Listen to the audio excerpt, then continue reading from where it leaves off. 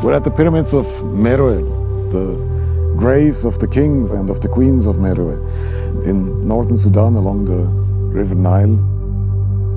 An empire which stretched from here in Sudan all the way to Jerusalem, to the southern Lebanon, where the 25th dynasty of the pharaohs was contesting the world with the Assyrians.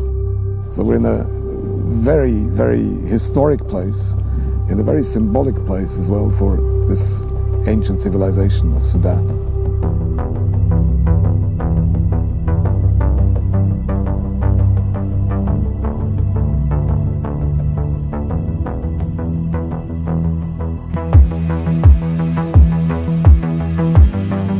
What's not obvious is the diversity of the people, first of all, but also the diversity of the landscapes. From a basically tropical, full of water south to a desert, this is one thing. The other thing is also the depth of history.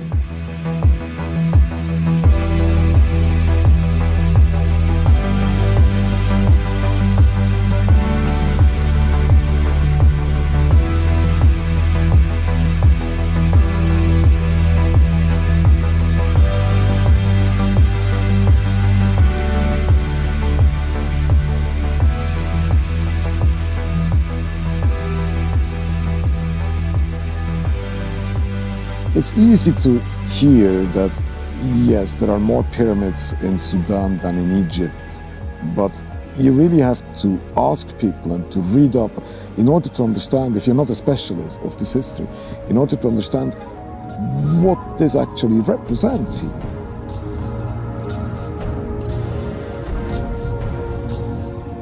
And it's not just the place we are here now at.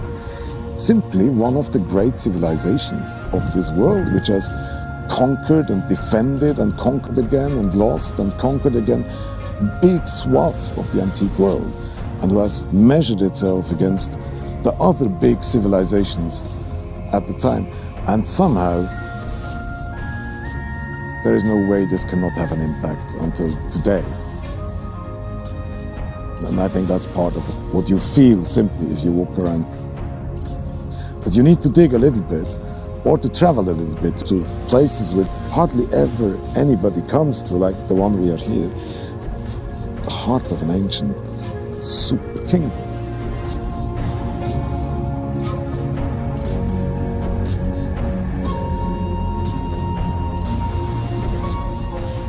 In Sudan, you can walk in Khartoum at night, you can sit down anywhere, drink coffee or a tea, and nobody will bother.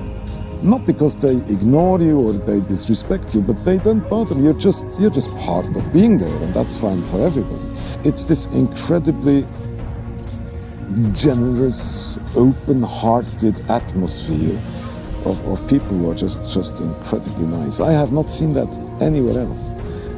And it's something I personally have the impression nobody knows who has not been to Sudan.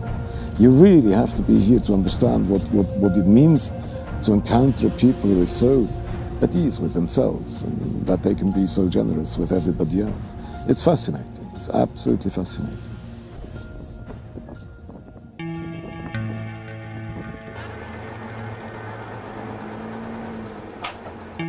We have seen over recent decades a brutal civil war in the south, which has led to the split up of the country in two. Then everybody is aware of Darfur, with untold suffering. And we are still in a situation where you have, both in Darfur, ongoing remnants of this big conflict. It's smaller now, but it's still there. And where you have, in the south of Sudan, in two states, Blue Nile and South Kordofan particularly, where you have a combination of displacement, refugees, and ongoing fighting, which continues to affect tens and hundreds of thousands of people in this country. Yes, we are assisting with food. Yes, we're assisting with health or education or bringing families back together. But in the end, it's about the dignity of the people. Where you see it maybe most, in the work we're doing here in Sudan, most immediately, is when somebody who cannot walk anymore because he or she lost a leg is then suddenly able to lead a normal life because this limb has been artificially replaced. And it's not artificial dignity, it's real dignity, but through an artificial means. So this giving back some self-respect to people who have gone through the worst in life is something which makes you get up in the morning and want to do more of that.